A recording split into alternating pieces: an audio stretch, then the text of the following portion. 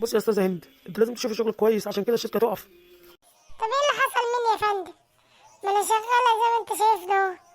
عمري ما عملت حاجة غلط في الشركة، وبحب الخير للشركة، يعني احب شغلها كل ما يروح يعلى.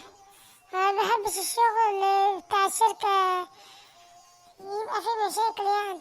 وبعدين انا بحب عملي، وانت عارف كده يا استاذ مصطفى. طبعا طبعا يا استاذه هند، انت الخير والبركه برضه. انا اسف يا استاذه هند، ما تزعليش مني، بس اصل في شويه مشاكل كده في الشركه، وانا عايز حضرتك بس تشد حيلك كده في الشركه تقدر تقف على رجلها تاني. لا ولا يهمك يا استاذ مصطفى. اهلا اهلا يا استاذ حسين، اخبارك ايه؟ كويس الحمد لله يا استاذ مصطفى. وحضرتك مش قاعد ليه على مكتبك وتشتغل زي الاستاذه هند؟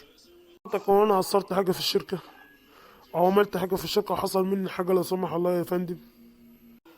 لا حضرتك بس شايفك ان انت مؤمن في شغلك، يعني مش شغال زي الاستاذه هند ولا حاجه.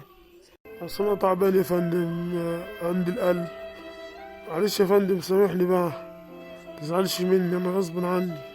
لا يا استاذ، محدش قال لي الكلام ده ولا خبرني. الف سلام عليك. ايه يعني المطلوب يعني اعمله لك وانا اعمله لك؟ انت زي اخويا يعني، تحت امرك.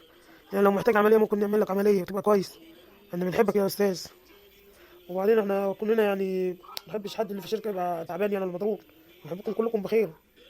ربنا يخليك يا استاذ مصطفى، يبارك لك. متشكر يا استاذ مصطفى، متشكر. ربنا يخليك، لو محتاج حاجه هقول لك.